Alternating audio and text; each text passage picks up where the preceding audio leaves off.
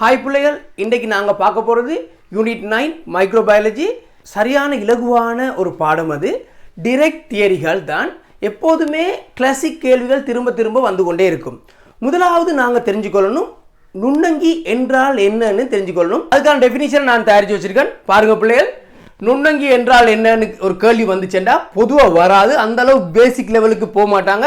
ஆனால் தச்சில கேட்டாங்கண்டா ஸ்கூல் லெவலில் இன்னும் கேள்விகள் வந்தாலும் நாங்கள் வடிவாக அதுக்கு ஸ்கீம் பாடி எழுத தெரிஞ்சுக்கொள்ளணும். நுண்ணங்கி என்றால் என்னன்னு ஒரு கேள்வி கேட்டாங்கன்னா, தனியன்களாக காணப்படும் போது, தனித்தனியால் கூட்டமாயில் தனித்தனியாக காணப்படும் போது வெற்று கண்களால் தெளிவாக அவதானிப்பதற்கு முடியாத, ஸ்ட்ரோக் புலப்படாத மிக சிறிய அங்கி நுண்ணங்கி எனப்படும். சரியா பிள்ளைகள், உங்களுக்கு பாப்பா ரிகேப் பண்ணோம். நுண்ணங்கி என்றால் என்னன்னு கேட்டால், தனியன்களாக காணப்படும் போது வெற்று கண்களால் தெளிவாக அவதானிப்பதற்கு முடியாத, ஸ்ட்ரோக் புலப்படாத மிக சிறிய அங்கி நுண்ணங்கி எனப்படும்.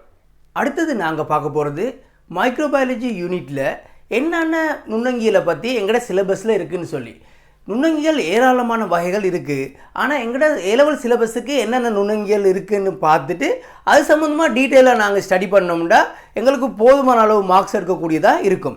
ரிசோர்ஸ் புக் எடுத்தால் முதலாவது பேஜில் என்னென்ன பாக்டீரியாஸ்கள் நுண்ணங்கிகளை பற்றி டிஸ்கஸ் பண்ண சொல்லியிருக்காங்களோ அதில் மட்டும் நாங்கள் வடிவாக விளங்கி எடுப்போம். இப்போ பார்ப்போம்.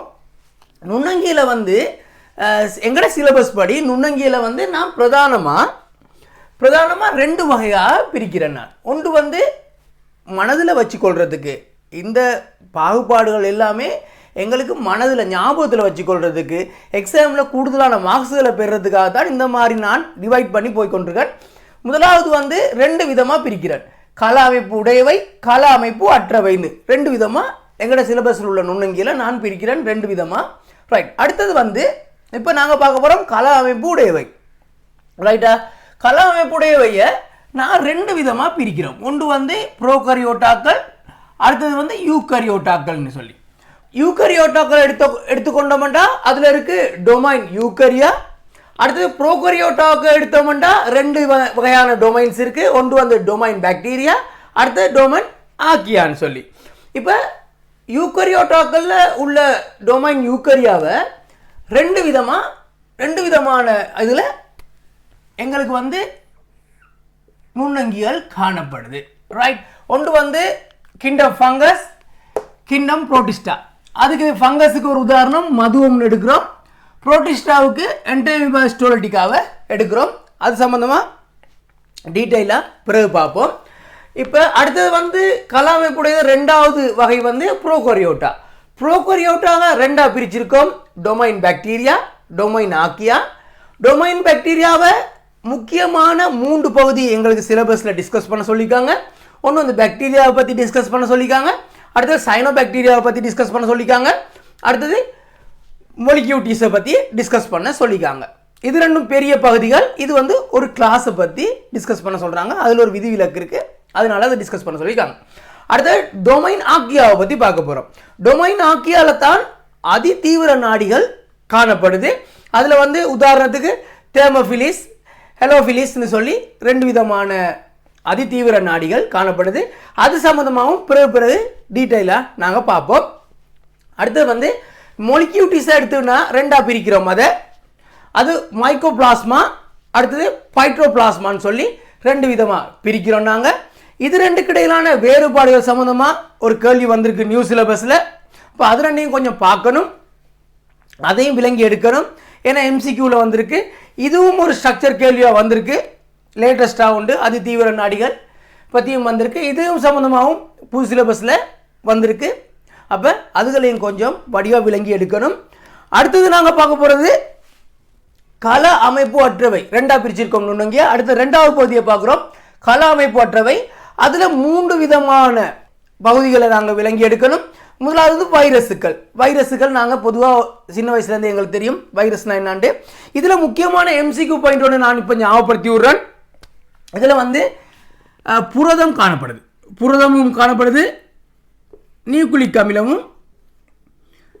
அமிலமும் இது ரெண்டுமே இந்த வைரஸில் இருக்குது. சரியா? அடுத்தது வந்து இதில் வந்து வைராய்டில் வந்து நியூக்ளிக் அமிலம் மத்திரம் தான் காணப்படுது, RNA காணப்படுது. அடுத்தது பிரேயோன்ஸில் வந்து புரதம் மட்டும்தான் காணப்படுது. ரைட், இது என்னத்தால் ஆக்கப்பட்டிருக்குன்னு ஒரு எம்சிக்யூ கேள்வி வரும். அதனால அது சம்மந்தமாக நாங்கள் படிக்கக்குள்ள நம்ம டீட்டெயிலாக படிப்போம். ஆனால் இப்போ என்னென்ன நுண்ணங்கியல் நாங்கள் படிக்கணும்னு சொல்லி சிலபஸில் இருக்கோ அது சம்மந்தமாக ப்ரீஃபாக நாங்கள் விளங்கி எடுத்திருக்கோம். இன்னொருக்கா கடைசியாக ஒருக்கா விளங்கப்படுத்துகிறேன். நுண்ணங்கியல் எங்களோட சிலபஸில் உள்ள நுண்ணங்கியலை 2 விதமாக நான் பிரிக்கிறேன். கல அமைப்புடையவை, கல அமைப்பு அற்றவை. கல அமைப்புடையவையில் யூகரியோட்டாக்கள், புரோகரியோட்டாக்கள்னு சொல்லி 2 விதமாக பிரிக்கிறோம். அடுத்தது வந்து யூகரியோட்டாவை ஃபங்கஸ், புரோட்டிஸ்டான்னு சொல்லி 2 விதமாக பிரிக்கிறோம். அதில் உள்ள உதாரணம் மதுவம், என்டோமிபாஸ்டோல்டிகா, புரோட்டிஸ்டாவுக்கு உதாரணம். அடுத்து ப்ரோகரியோட்டாவை 2 விதமாக பிரிக்கிறோம். டொமைன் பாக்டீரியா, டொமைன் ஆக்கியான்னு சொல்லி. டொமைன் பாக்டீரியாவில் பாக்டீரியா சம்மந்தமாகவும் சைனோ பாக்டீரியா சம்மந்தமாகவும் மொலிக்யூட்டிஸ் சம்மந்தமாகவும் படிக்கிறோம் நாங்கள். அப்புறம் டொமைன் ஆக்கியாவில் தெர்மோஃபிலிஸ், ஹெலோஃபிலிஸ், அதி தீவிர நாடிகள் பற்றி நாங்கள் டிஸ்கஸ் பண்ண போகிறோம். மொலிக்யூட்டிஸ் வந்து 2 விதமாக நாங்கள் பிரிக்கிறோம். மைக்கோபிளாஸ்மா, ஃபைட்டோபிளாஸ்மான்னு முதல்ல நான் விளங்கப்படுத்துகிறேன். மைக்கோபிளாஸ்மா வந்து விலங்குகள்லையும் மனிதன்லையும் நோயை உருவாக்குது. ஃபைட்டோபிளாஸ்மா வந்து தாவரங்களில் மட்டும்தான் நோயை உருவாக்குது. தாவரம் அது எங்கே காணப்படுதுன்னா உரிய சாட்டில் காணப்படுது. சரியா, இது 2 ஒரு சின்ன கீ பாயிண்ட்டுகள் எம்சிக்யூவில் வரலாம். மொலிக்யூட்டிஸாக 2ஆக பிரிக்கிறோம். மைக்கோபிளாஸ்மா, ஃபைட்டோபிளாஸ்மான்னு சொல்லி. மைக்கோபிளாஸ்மா வந்து விலங்குகள்லையும் மனிதன்லையும் நோயை உருவாக்குது. ஃபைட்டோபிளாஸ்மா வந்து தாவரங்களில் நோயை உருவாக்குது. ஒயிட் லீஃப் டிசீஸ்னு சொல்லி ஒரு நோயை உருவாக்குது.